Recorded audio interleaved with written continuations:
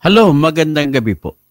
Ay lumalabas po pala talaga kung bakit na andito sa Pilipinas ang mga ICC investigators ay ang dahilan pala ay ganito.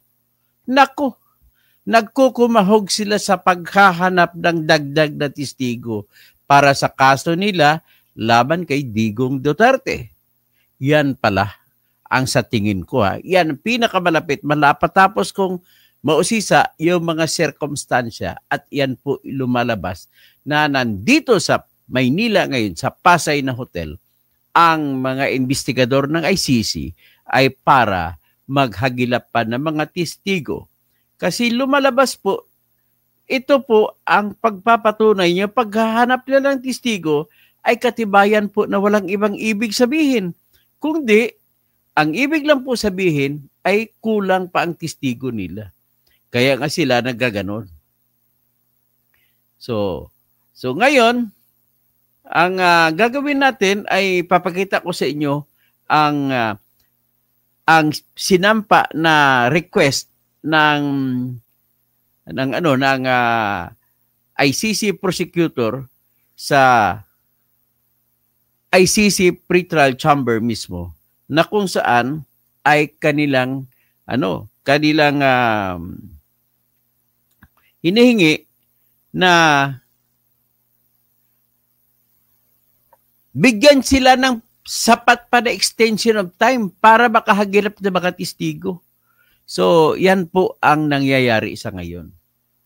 Titignan ko lang narinig nyo ba ako? Good evening, Beth. Narinig mo ba ako, Beth? Pakiano.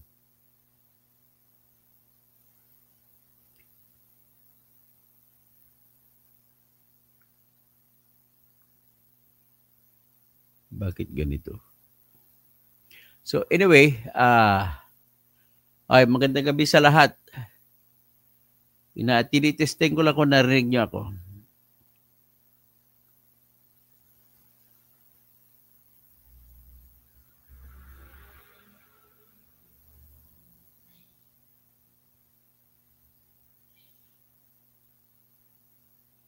To.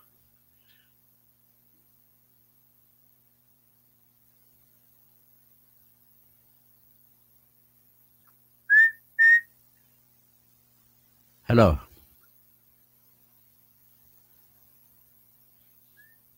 Ayun, narinig pala.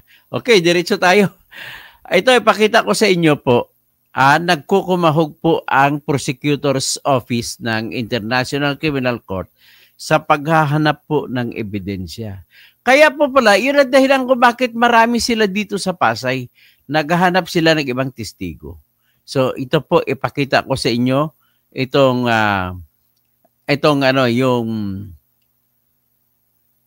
yung nagsampa sila ng motion, kung tawagin sa Pilipinas ay motion, sa korte na bibigyan sila hanggang July 1 sa paghahagilap ng mga testigo.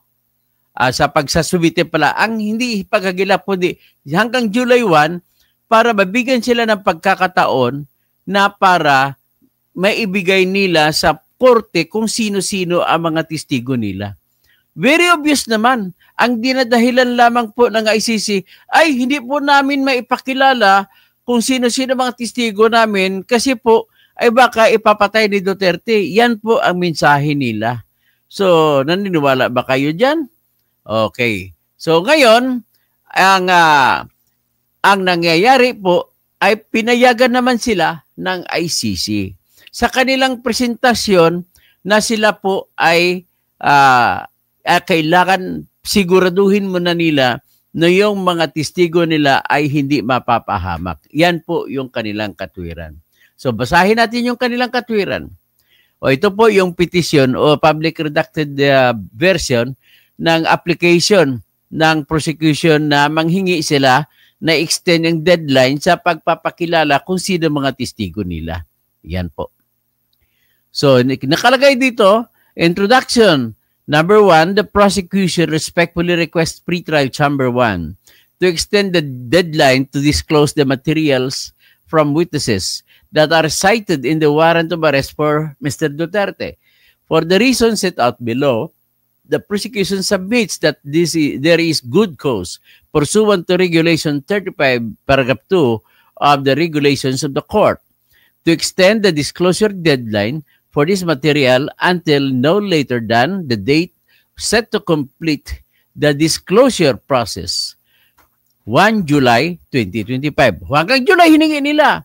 Further, the prosecution requests that final deadline to apply to the chamber to withhold the identity of witnesses pursuant to Rule 81, Paragraph 4 of the Rules of Procedure and Evidence is extended until 20 June 2025.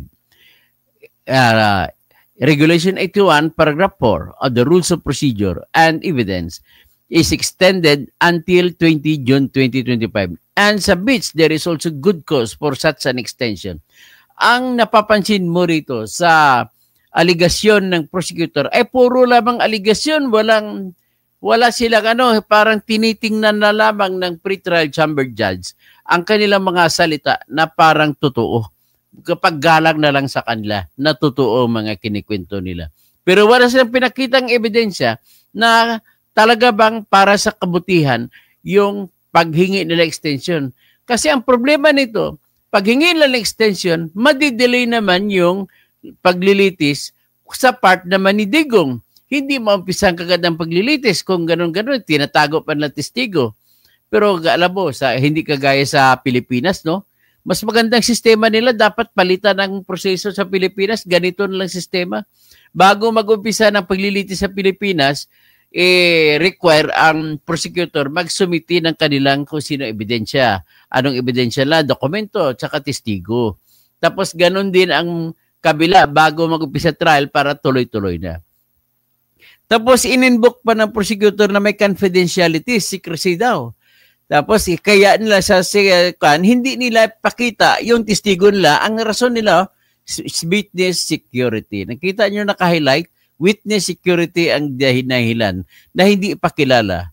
Okay, so tapos sunod, procedural history. Noong March 14, 2025, during the initial appearance of Mr. Duterte, the chamber ordered the prosecution to disclose the materials. Inutusan sila na ipaalam kung anong meron silang mga materyales na magsuporta sa kanilang aligasyon nung nag-apply sila ng warrant of arrest. So, ibig sabihin, kapag hindi pala nila may ipakita yung mga ebidensya, yung warrant of arrest laban kay Duterte ay ibasura at makakauwi si Digong pagka ganun ang mangyayari. Ibig sabihin, sa ganitong sitwasyon, hindi na kailangan antayin pa yung motion to dismiss ng kanyang mga abogado. So, noong March 19, 2025, nag-sumite ng application sa regulation ang prosecutor para humingi ng extension deadline para sa mga materyales na ginamit nila sa paghingi ng warrant of arrest na sinabi nila na meron silang ebidensya. So lumalabas sa ngayon ay mukhang kulang ang ebidensya nila. Pagka ganun sabi ko nga, makakauwi kagad si Digong yan. So noong March 20, ang chamber by email communication granted the prosecution's request. So, pinayagan sila ng chamber nung unang paghingi nila ng extension. Tapos, noong 17 April, the chamber, yung pretrial chamber ng mga judges ay nagpalabas ng utos na mag-conduct sa confirmation proceedings. Ang confirmation proceedings ay sa September 23 pa magsimula. So, which instructed the prosecution to complete the disclosure process not later than July 1. So, binigyan sila ng extension na hanggang July 1. So, ang sinabi nila, in the order, the chamber further instructed the prosecution to submit any request to authorize the use of non-standard reductions or to otherwise withhold witnesses' identities or materials. Ngayon, ang problema dito, kung sobrang tinatago mga testigo nila, lalabas na parang invento na ng mga testigo nila. Pero siyempre, I hope so, pwede ko rin sabihin na talagang may genuine na concern na matatakot. Pero anong katakutan kung nandun lamang ang testigo sa dahig? Ang alam ko, dinala nata nila doon, maliban lang sa mga pulis na in-interview nila dito sa Pasay City. Kaya nga, nanggalaiti si Bato. So, under Regulation 35, the regulation chamber may extend or reduce a time that a limit of if good cause is shown. The appeals chamber has held that cause is good if founded upon the reasons associated with the person's capacity to conform to the applicable procedural rule or regulation or the directions of the court incapability to do so much, so must be the sound reasons. So, ang shortcut nito ay lahat ng mga palaka materyales na binigay nila pala doon nung nanghingi sila ng warrant of arrest ay hindi pala lahat na ebidensya ay pinakita. Kung baga ay naniwala lamang sa pagtitiwala ng pre-trial chamber judges sa prosecution ay inaprubahan nila ang warrant of arrest laban kay Digong. O, kita mo hanggang ngayon hindi pa nila may pakita-kita. So, ibig sabihin, may chance si Digong makauwi nito oras sa pagdating ng July 1 at kung hindi pa nila mapapakita yung mga testigo nila. Kasi kung hindi mapakita mga testigo nila, ang proseso po nila ay tanggalin kung alin mga kaso ang unang nilista nyo ay tanggalin isa-isa hanggat sa kung wala kayo mapakita mga testigo o ebidensya sa kada lahat ng kaso ay mawawalan kayo ng kaso. So lumalabas dito na 43 nga lamang po ang mga namatay na binabanggit nila rito. So kung mawala silang ebidensya, patay kang bata ka. So sabi na lang nila, there is a good cause to extend the final deadline. O papa-extend pa lang final deadline. Yan po ang sinasabi ng prosecution. So ang relief na gusto nila, gusto nila sa chamber na ma-extend ang disclosure, pagpakilala kung sino ang mga ebidensya at sino mga testigo nila.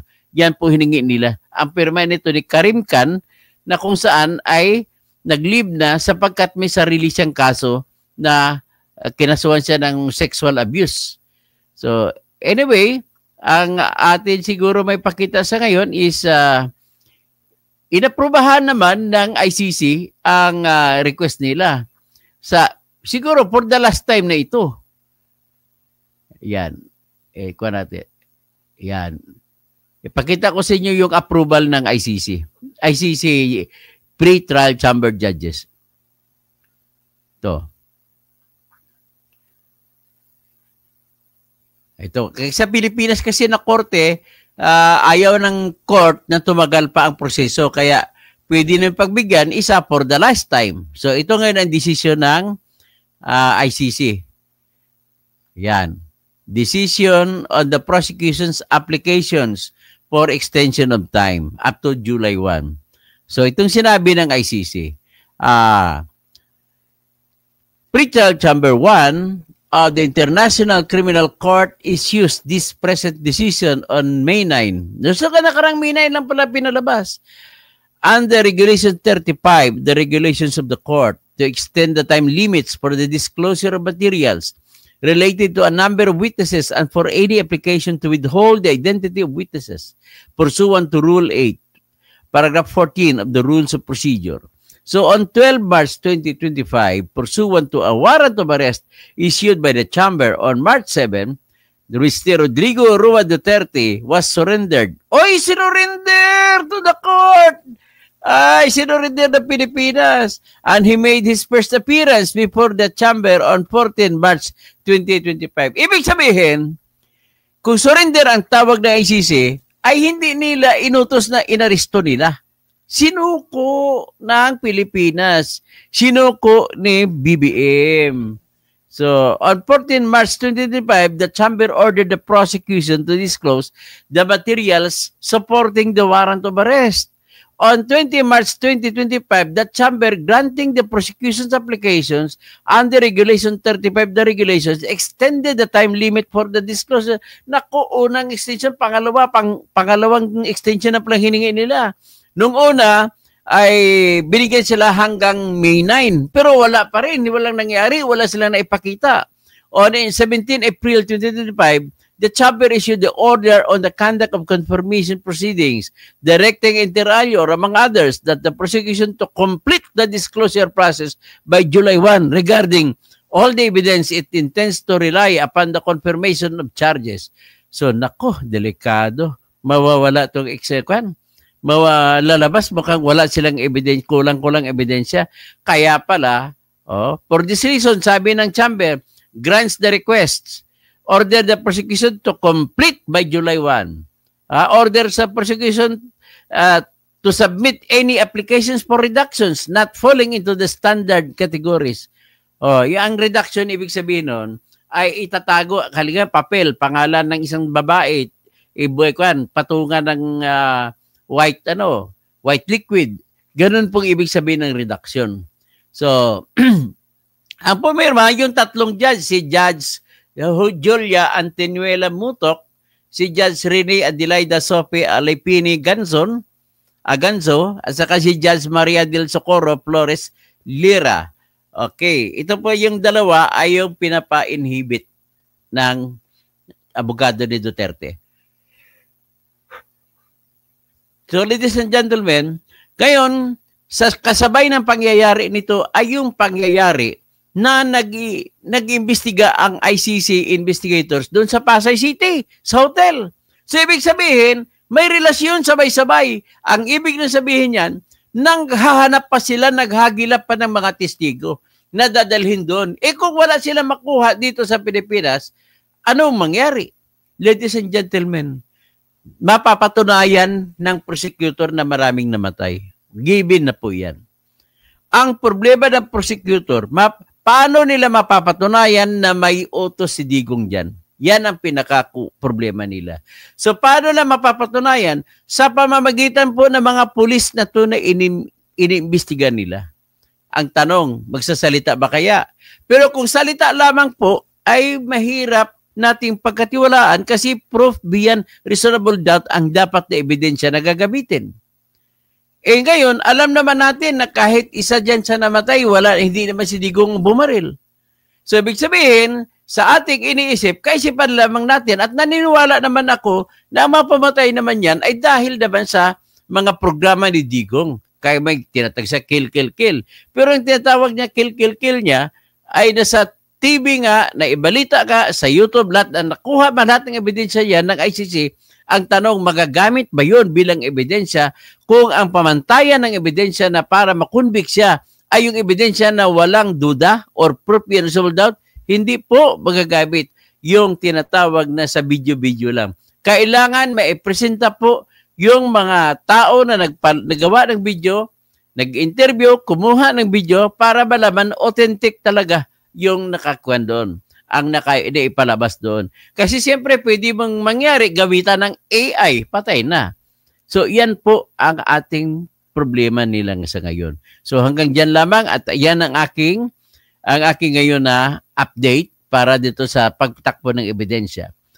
Babalik po ako in 5 minutes ay para malalaman nyo kung ano pa ibang follow-up patungkol naman doon sa ang pag-usapan natin patungkol naman po sa tinatawag na inhibition o paghingi na aalis sa korte itong dalawang judge. Okay? Babalik tayo.